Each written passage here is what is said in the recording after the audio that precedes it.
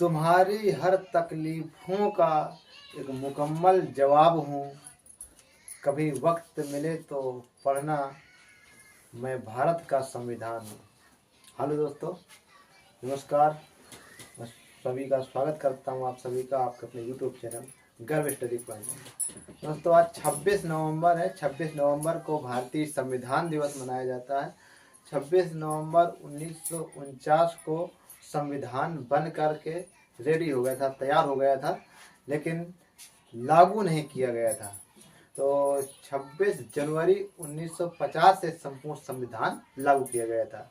तो इसके पीछे भी कारण था क्यों नहीं लागू किया गया था।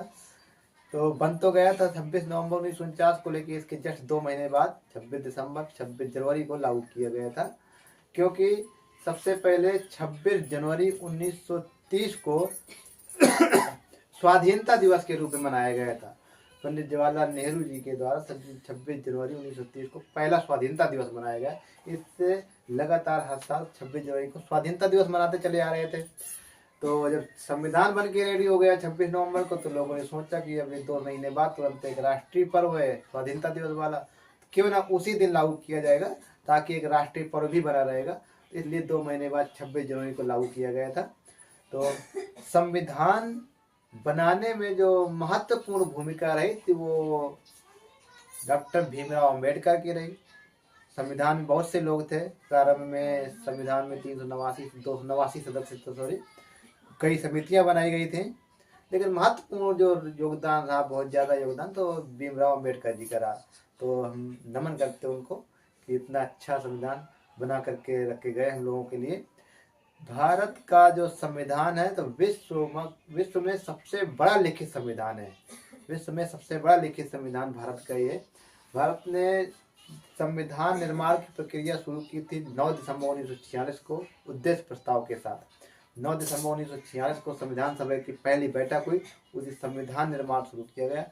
इसके निर्माण में पूरा लगभग 2 वर्ष 11 माह 18 दिन का समय लगा था। हमने प्रस्तावना नोट किया है, जिसे उद्देशिका भी कहा जाता है।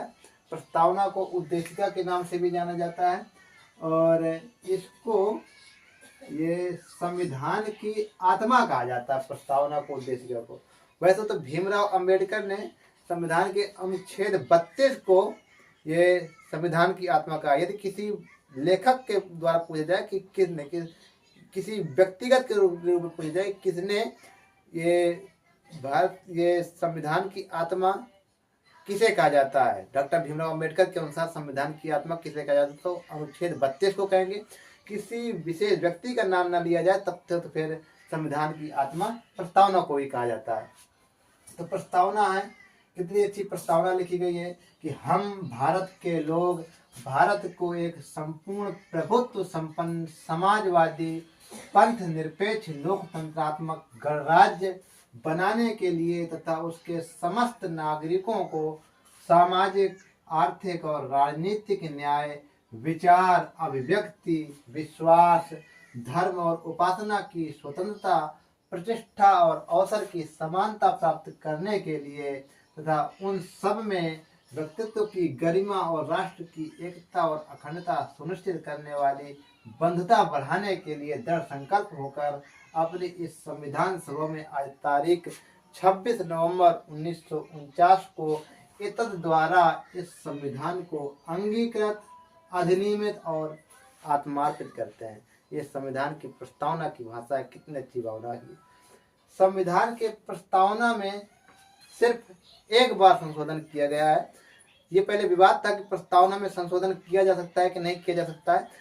केशवानंद भारती विवाद के अनुसार जो वाद था, केशवानंद भारती वाद, तो सुप्रीम कोर्ट ने निर्णय दिया था उस वाद में कि प्रस्तावना के मूल ढांचा के स्वरूप को बदले बिना उसमें संशोधन किया जा सकता है। अर्थात जो प्रस्तावना की भाषा है, उसका जो मूल ढांचा है, उसका स्वरूप है, उसमें कोई परिवर्तन न करके उसमें संशोधन किया जा सकता है। तो संविधान की प्रस्तावना में सिर्फ एक बार संशोधन किया गया है, वो भी कब, 1976 में, जो 42वां संविधान संशोधन हुआ था। 42वें संविधान संशोधन को मिनी कॉन्स्टिट्यूशन के नाम से भी जाना जाता है। 42वां संविधान संशोधन 1976 में हुआ था। इसमें प्रस्तावना में 3 शब्द जोड़े गए थे। SPA याद रख सकते हो, ट्रिक सपा याद कर सकते हो, सपा पार्टी का नाम याद होगा सबको। SPA, एस का मतलब समाजवाद, पी का मतलब पंथ निरपेक्ष, ए का मतलब अखंडता। जो ये पंथ निरपेक्ष है, पंथ निरपेक्ष के पहले प्रस्तावना में शुरुआत में धर्म निरपेक्ष था। अर्थात धर्म निरपेक्ष का मतलब कि संविधान के अनुसार राज्य का कोई इतना विशेष धर्म नहीं होगा, अर्थात सभी धर्मों का समान आदर करना है संविधान के अनुसार। इसलिए राज्य सरकार को सभी धर्मों को समान आदर करने का सलाह दी गई है। सभी धर्मों को एक समान मानना है, किसी विशेष धर्म को ज्यादा बढ़ावा नहीं देना होता है। इस संविधान संशोधन जो प्रक्रिया अनुच्छेद 368 के तहत की जाती है। संविधान में लगातार समय समय पर परिवर्तन संशोधन होते रहते हैं, जिससे समय के अनुसार जैसी आवश्यकता होती है, जरूरत होती है, वह संशोधन किया जाता रहता है। जैसे कि अभी 2 साल पहले धारा 370 हटाई गई थी, जो जम्मू कश्मीर का विशेष राज्य का दर्जा दिया गया था, तो उसमें जम्मू कश्मीर भारत के अंदर एक केंद्र शासित प्रदेश हो गया है, लद्दाख भी। और संविधान संशोधन के तहत ये राज्यों में अनुच्छेद 3 है, जो राज्यों की सीमा और उसके नाम परिवर्तन को बताता है कि अनुच्छेद 3 के तहत कोई भी राज्य सरकार राज्य की सीमा में परिवर्तन, राज्य के नाम में परिवर्तन ये कर सकती है। अर्थात 1 से 5 तक नागरिकता को बताया गया है।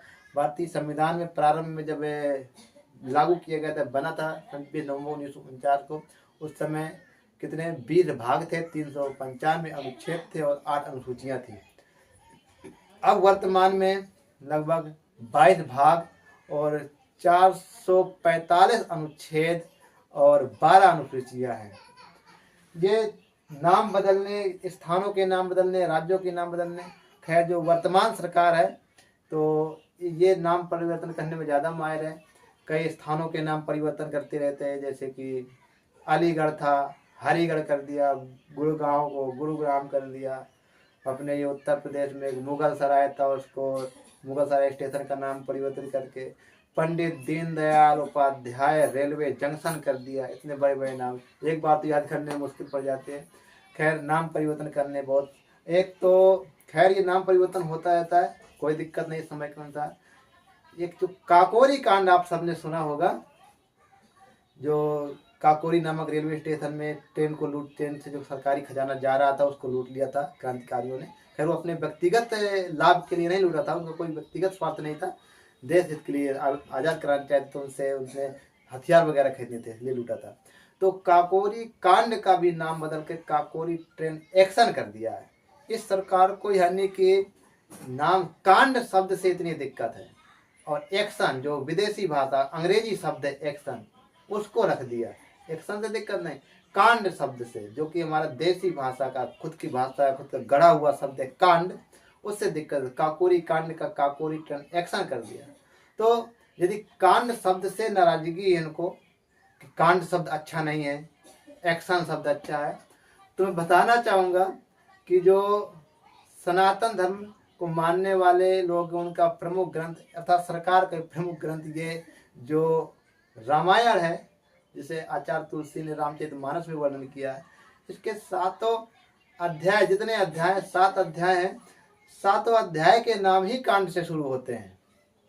तो जैसे कि बाल कांड, अयोध्या कांड, अरण्य कांड, किष्किंधा कांड, सुंदर कांड, लंका कांड, उत्तर कांड, ये 7 अध्याय था, 7 चैप्टर के नाम कांड से ही शुरू होते हैं। तो इसको ही परिवर्तित कर दीजिए। खैर आज के लिए इतना ही। आप सभी को संविधान दिवस के लिए बहुत बहुत शुभकामनाएं। मिलते हैं अगले वीडियो में, तब तक के लिए बहुत बहुत धन्यवाद।